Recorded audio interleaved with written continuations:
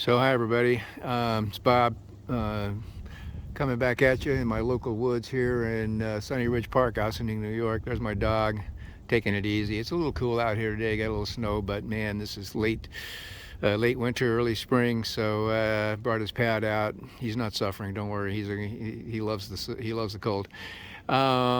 Anyway, so I got my hammock strung up here. Just kind of strung the hammock up to give you a little perspective. I've got a new system. This was inspired by Hammock Forum member Chef 4, who was asking me how he might get away from his snakeskin uh, and still be able to deploy the tarp quickly.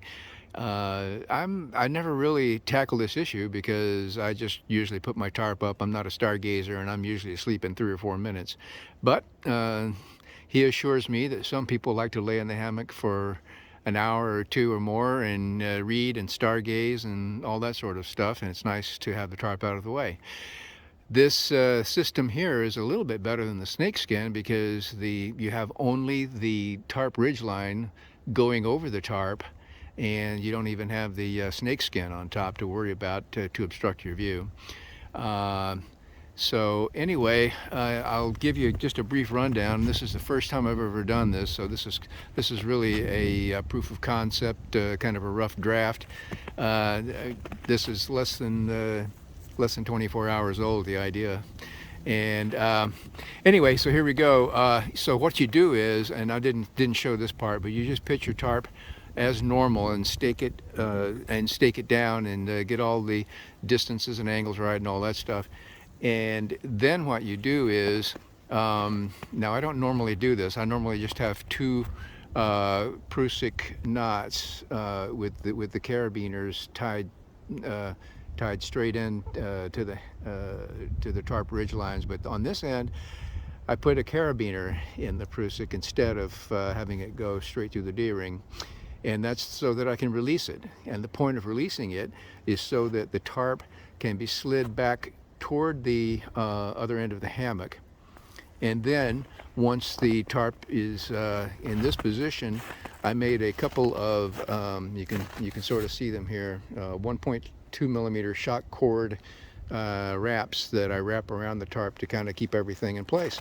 So it's basically a very simple system. And so these two stakes at the head end, these stay in place. So if you do have to deploy the thing during the night, you basically undo the clips, pull the ridge line toward the carabiner end, the Prusik with the carabiner, and then put out two stakes. So could be quicker than a snakeskin. I don't know. We'll see. I'm going to okay. Now I'm going to deploy it, and basically, I'm not going to video. I don't have any way. I don't have anybody else here doing this. I don't have a tripod, but I'll deploy it, and we'll see how that goes, and then I'll show you a picture of how it looks once it's deployed, and I'll try to keep a little bit track of the time to see how long it takes, also. All right, signing off for a minute, and then I'll deploy it. Okay, I'm back. And all I can say is, ta-da, that went really well. That was my first time ever. Never even tried it before. Never even touched it, and it took about a minute, maybe less. Actually, probably less than a minute. I had to fiddle with one of the little cords, the little shock cords on the end there to get it. It got a little tangled, but other than that, wow! Even including that, it took about a minute. So there's the tarp, perfectly deployed right over the hammock. Okay, so I've been playing with this thing for a few minutes here and already discovered a couple little tricks.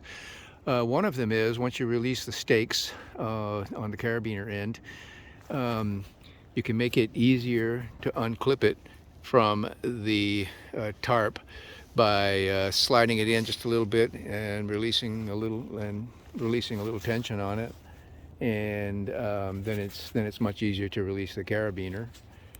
Just open the gate and slide it through. And then what you want to do, here's the nice trick for keeping the gathering. Here's a nice trick for keeping the gathers kind of even. So just take the ridge line of the tarp and then just slide it along the hammock structural ridge line, and that gives you gives you kind of a nice kind of a symmetrical bundle. And then the little shock cords, you can see, you can kind of see them better from right here, I think. I don't know. You can see kind of the little dark the little clips there with the 1.2 millimeter shock cord, and then you can wrap those around the gathered ends of the tarp and make it a nice, neat little bundle. I also found out it's better to keep these little clips in at the top, so when you open the clips to release it, say if you want to deploy it in the middle of the night, it's better to release the clips down at the bottom, and it's easier, it doesn't get tangled that way. So I just wanted to show you what these little clips look like. They're just basically these tiny little mitten hooks. They don't have to be very strong or heavy, and these are the mitten hooks to which the shock cord is attached.